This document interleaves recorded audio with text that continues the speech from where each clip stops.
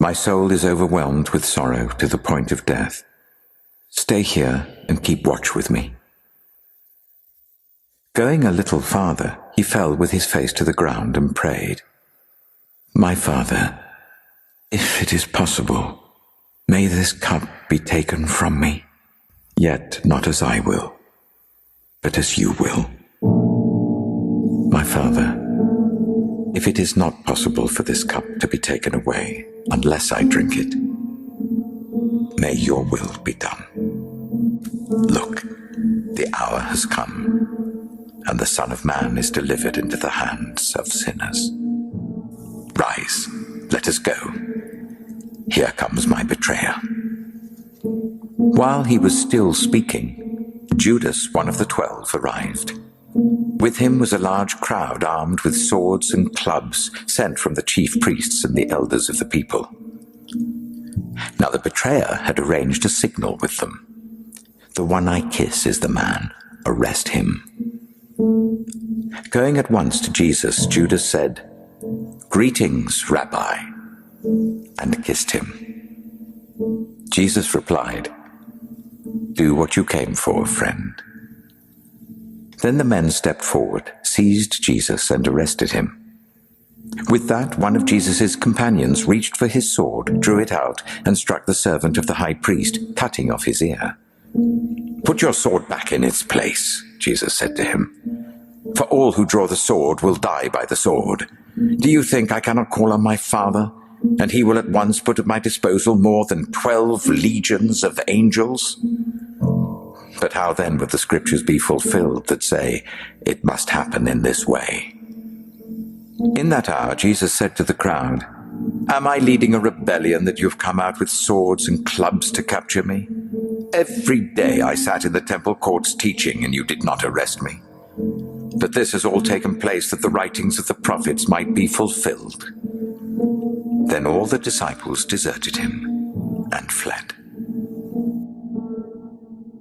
The high priest said to him, "I charge you under oath by the living God.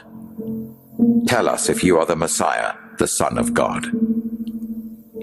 "You have said so," Jesus replied. "But I say to all of you, from now on you will see the Son of Man sitting at the right hand of the Mighty One and coming on the clouds of heaven."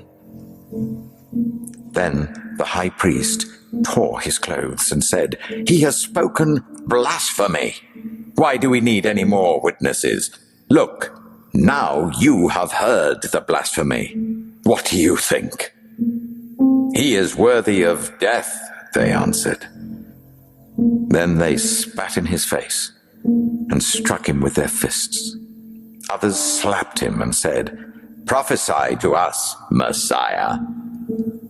Who hit you?" Meanwhile, Jesus stood before the governor, and the governor asked him, "Are you the king of the Jews?" "You have said so," Jesus replied. When he was accused by the chief priests and the elders, he gave no answer. Then Pilate asked him, "Don't you hear the testimony they're bringing against you?"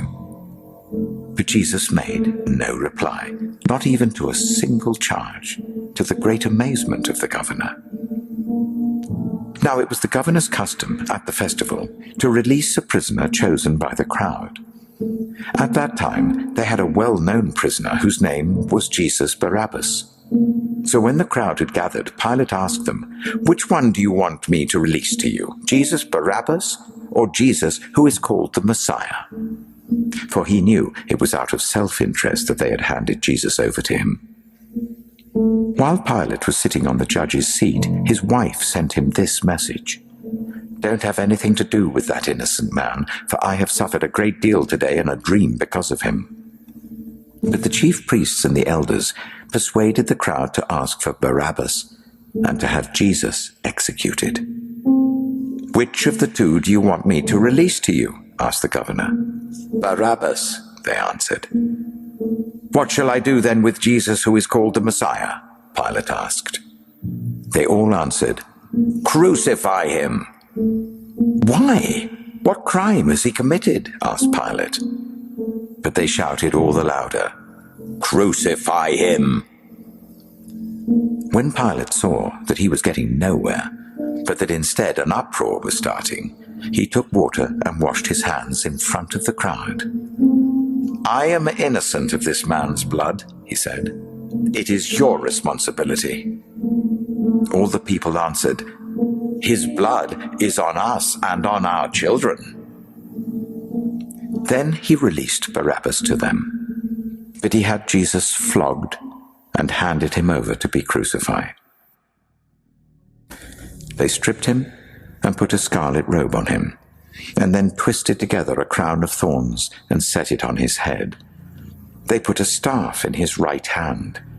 Then they knelt in front of him and mocked him. "Hail, King of the Jews," they said. They spat on him and took the staff and struck him on the head again and again. After they had mocked him, they took off the robe and put his own clothes on him. Then they led him away to crucify him. As they were going out, they met a man from Cyrene named Simon, and they forced him to carry the cross. They came to a place called Golgotha, which means the place of the skull. There they offered Jesus wine to drink mixed with gall, but after tasting it he refused to drink it. When they had crucified him, they divided up his clothes by casting lots. And sitting down, they kept watch over him there. Above his head they placed the written charge against him: "This is Jesus, the King of the Jews." 2 rebels were crucified with him, one on his right and one on his left. Those who passed by hurled insults at him, shaking their heads and saying, "You who are going to destroy the temple and build it in 3 days, save yourself. Come down from the cross if you are the Son of God." In the same way the chief priests, the teachers of the law, and the elders mocked him. "He saved others," they said, "but he can't save himself. He's the King of Israel. Let him come down now from the cross, and we will believe in him. He trusts in God. Let God rescue him now, if he wants him. For he said, 'I am the Son of God.'" In the same way the rebels who were crucified with him also heaped insults on him. Jesus said, "Father, forgive them, for they do not know what they are doing." And they divided up his clothes by casting lots. The people stood watching, and the rulers even sneered at him. They said, "He saved others, let him save himself if he's God's Messiah, the chosen one." The soldiers also came up and mocked him. They offered him wine vinegar and said, "If you are the King of the Jews, save yourself." There was a written notice above him which read, "This is the King of the Jews." One of the criminals who hung there hurled insults at him. "Aren't you the Messiah? Save yourself and us." But the other criminal rebuked him. "Don't you fear God," he said, "since you are under the same sentence? We are punished justly, for we are getting what our deeds deserve, but this man has done nothing wrong." Then he said, "Jesus, remember me when you come into your kingdom." Jesus answered him, "Truly I tell you, today you will be with me in paradise." From noon until 3 in the afternoon, darkness came over all the land. About 3 in the afternoon, Jesus cried out in a loud voice, "Eli, Eli, lama sabachthani," which means, my God, why have you forsaken me?" When some of those standing there heard this, they said, "He's calling Elijah." Immediately one of them ran and got a sponge. He filled it with wine vinegar, put it on a staff, and offered it to Jesus to drink. The rest said, "Now leave him alone. Let's see if Elijah comes to save him."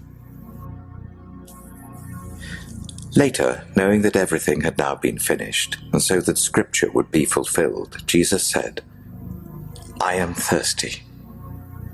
A jar of wine vinegar was there, so they soaked a sponge in it, put the sponge on a stalk of the hyssop plant, and lifted it to Jesus' lips. When he had received the drink, Jesus said, "It is finished." With that, he bowed his head and gave up his spirit. Jesus called out with a loud voice, "Father, into your hands I commit my spirit." When he had said this, he breathed his last. At that moment, the curtain of the temple was torn in two from top to bottom. The earth shook, the rocks split, and the tombs broke open. The bodies of many holy people who had died were raised to life. They came out of the tombs after Jesus' resurrection and went into the holy city and appeared to many people. When the centurion and those with him who were guarding Jesus saw the earthquake and all that had happened, they were terrified and exclaimed, "Surely he was the Son of God." Now it was the day of preparation, and the next day was to be a special Sabbath. Because the Jewish leaders did not want the bodies left on the crosses during the Sabbath, they asked Pilate to have the legs broken and the bodies taken down. The soldiers therefore came and broke the legs of the first man who had been crucified with Jesus, and then those of the other. But when they came to Jesus and found that he was already dead, they did not break his legs. Instead, one of the soldiers pierced Jesus' side with a spear, bringing a sudden flow of blood and water. The man who saw it has given testimony, and his testimony is true. He knows that he tells the truth, and he testifies so that you also may believe. These things happened so that the scripture would be fulfilled. Not one of his bones will be broken. And as another scripture says, they will look on the one they have pierced.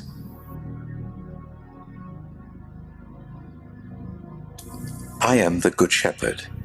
The good shepherd lays down his life for the sheep. Just as the Father knows me, and I know the Father, and I lay down my life for the sheep. Greater love has no one than this, to lay down one's life for one's friends.